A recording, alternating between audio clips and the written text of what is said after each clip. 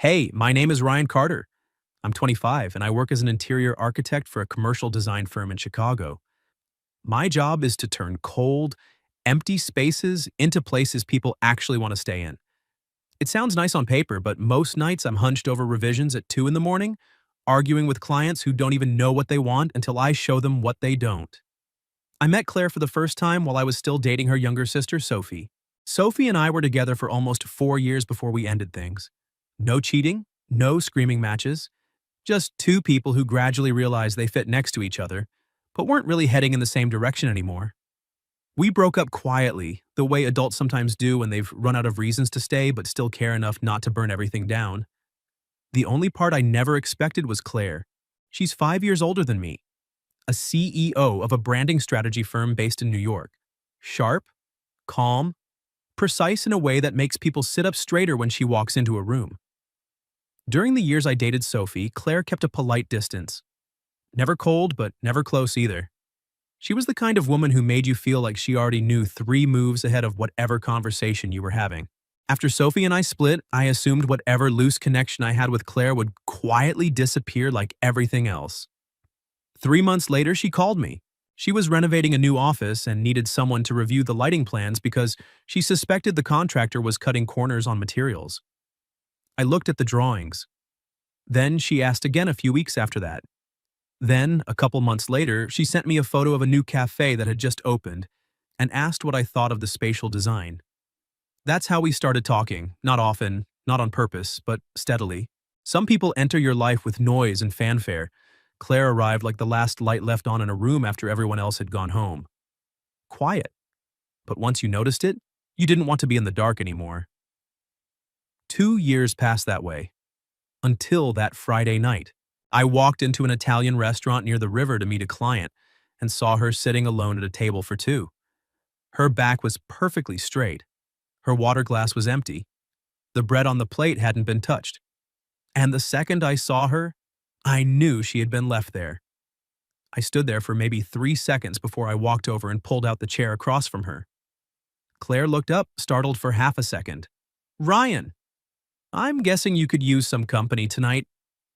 She was quiet for a moment, then gave a small, tired smile. "If you sit down, you're officially my date for the evening." "Well, then at least tell me what you ordered." I ordered the same thing she did. While we ate, Claire told me the man had been a lawyer she met at a business conference. The first 2 dates had been fine. Tonight, he took a phone call and simply never came back. She told the story like she was presenting a quarterly report. No emotion. But I'd known her long enough to recognize when she was performing the role of "I'm fine." "That guy's an idiot," I said. Claire looked at me. "You don't have to comfort me." "I'm not comforting you," I answered. "I'm just telling the truth." For the first time that night, she reached for a piece of bread. It was such a small thing. But something about it made my chest tighten. We sat there for almost 2 more hours, talking about work, about the city, about restaurants that had closed after the pandemic, about how lonely adults really are, even when they look like they have everything together. When we finally stood outside waiting for our coats, Claire said something that caught me completely off guard. "You're the only person I called tonight." I didn't know how to answer. Out of all the people in her life, colleagues, friends, exes, family, she had chosen to call me. And on the drive home, I finally let myself admit something I'd been avoiding for 2 years. I hadn't seen Claire as just Sophie's older sister in a very long time. I pulled into my parking spot but didn't get out right away. I sat there with the engine off, the city lights reflecting off the windshield, and let the realization settle. Claire had always been careful with me. Polite, professional. Even when we started talking more, she never crossed the line she had drawn for herself. But tonight, something had shifted. The way she looked at me when I sat down. The way her voice softened when she said, I was the only one she called. The way she finally reached for that piece of bread, like she was allowing herself to be a little less guarded. I wasn't sure what any of it meant yet. I only knew that for the first time since Sophie and I ended things, I wasn't thinking about my ex. I was thinking about her sister. And that thought didn't scare me the way it probably should have. I got out of the car and walked up to my apartment, but sleep didn't come easily. Every time I closed my eyes, I saw Claire sitting alone at that table, back straight, waiting for someone who wasn't coming back. Only this time, she wasn't alone anymore. Because I had sat down, and I had a feeling I wasn't going to stand up and walk away anytime soon. 2 days later, I texted her. "There's a weekend market near the harbor. Want to go?" She replied after 3 minutes. 11, don't be late. That was Claire, direct, no emojis, no small talk. When I arrived, she was already standing in front of a flower stall, her hair down instead of pulled back the way she usually wore it at work. It made her look younger, softer. I caught myself staring a second too long, and she caught me too. "You're 2 minutes late," she said. "I was looking for parking. That's why grown-ups leave the house earlier." I laughed, and just like that, the tension from Friday night eased into something lighter. We walked for almost 2 hours. Claire bought raw honey from a local beekeeper, a bag of small batch roasted coffee, and a cream-colored knit scarf she ran her fingers over for a long time before deciding. I bought a loaf of sourdough only because she said it smelled like the bread her grandmother used to make in upstate New York. Everything felt too easy, too natural. And that was the dangerous part. We ended up sitting on a bench by the water watching the boats drift in and out of the harbor. The sun was warm for late spring, and for a while neither of us spoke. Then Claire said something that made me turn to look at her. "This isn't the first time a man has left me in the middle of something." I waited. She wasn't looking at me. Her eyes were on the water. "I don't just mean at restaurants," she continued, her voice calm, almost detached. "I mean, they like the idea of me more than the actual person. They like a strong woman until they have to actually be with one. They like an independent woman until they realize she doesn't need them to survive." She said it without bitterness, just facts, like she had already made peace with it a long time ago.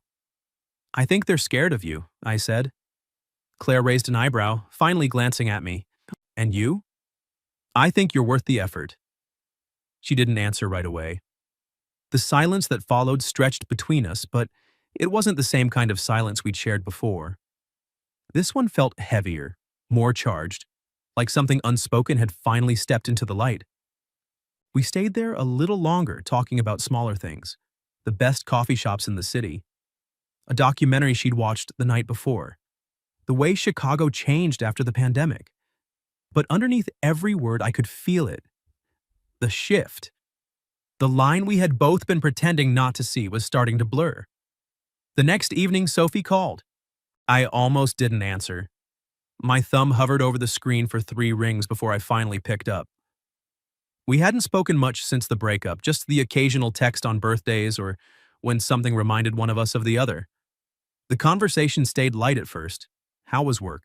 How was New York? Then Sophie said something that made my stomach tighten. "Claire's been mentioning you a lot lately." I stayed quiet. "I'm not calling to warn you or anything," she continued, her voice gentle. She seems happier when you're around. I wanted you to know that."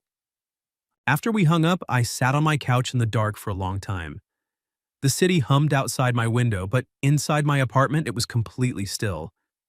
I kept replaying Sophie's words, kept thinking about the way Claire had looked at me by the water, kept remembering how natural it had felt to walk beside her for 2 hours without needing to fill every silence. And for the first time, I let myself admit what I had been avoiding for 2 years. I wasn't just attracted to Claire. I was falling for her.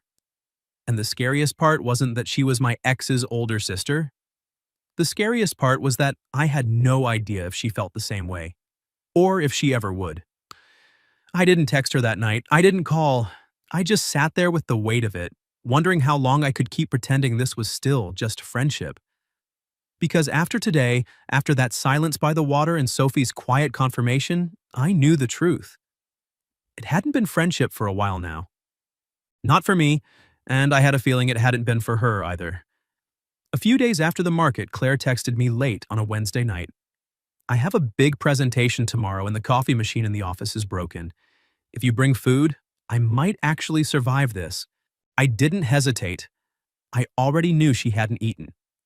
Claire had a habit of forgetting meals when she was in deep work mode, and I'd seen enough of her late-night texts to recognize the signs. I picked up Thai food from her favorite place near the river and drove to her building. She opened the door on the 12th floor, looking more human than I'd ever seen her. Her blazer was draped over the back of her chair, her hair slightly messy, and there were faint shadows under her eyes. The always perfect Claire looked tired, and somehow that made her even more beautiful. "You didn't have to do this," she said, stepping aside to let me in. "I know." I set the food on the conference table and watched as she opened one of the containers and took a slow bite. For a moment, neither of us spoke. The office was quiet except for the low hum of the air conditioning and the distant sound of traffic 12 stories below. We ended up working together for nearly 3 hours. I helped her adjust the layout of the slides, debated the order of her data points, and fixed a few numbers that didn't quite add up. She argued with me when she disagreed, and I pushed back when I thought she was being too cautious.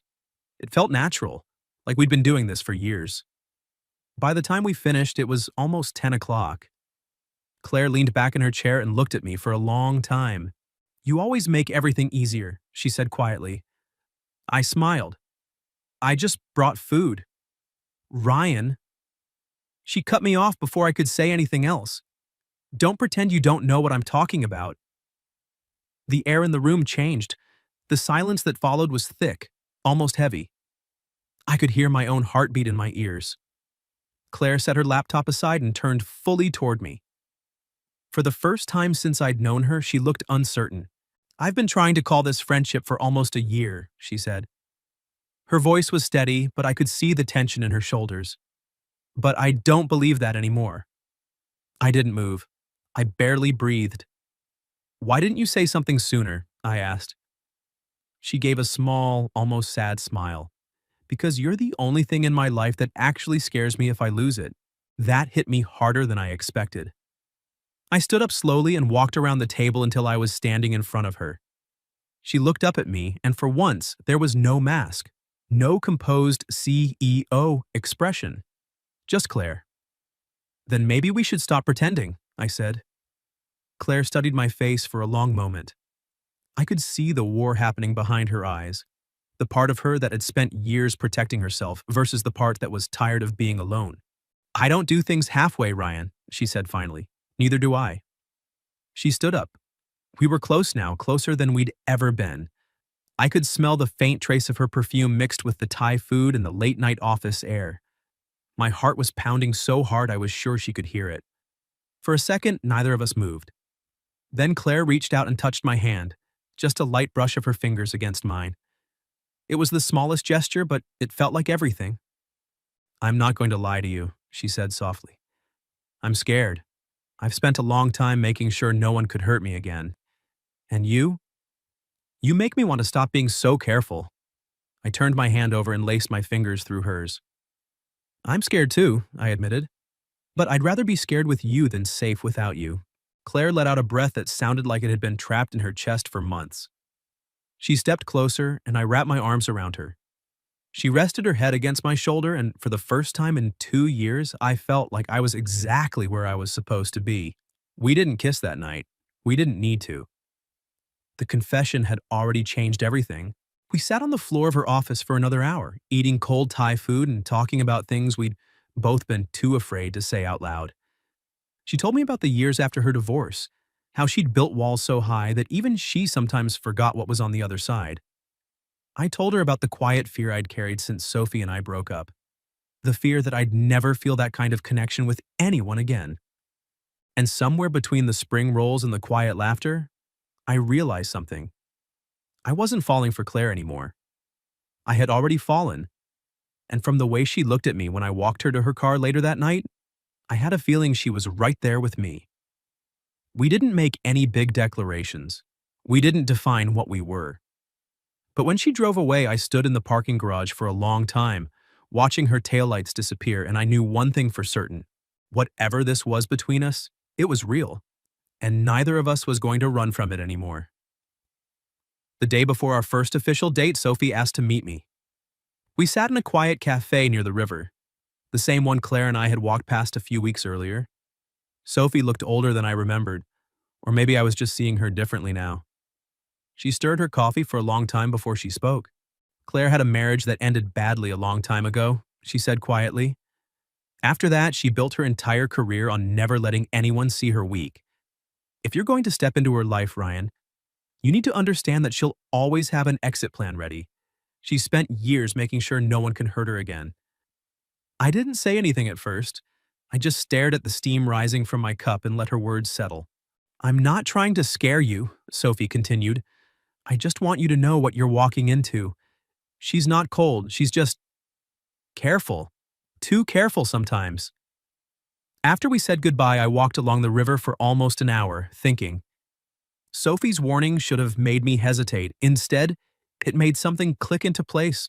Loving someone who had been hurt before wasn't about trying to fix them or make them stop being afraid.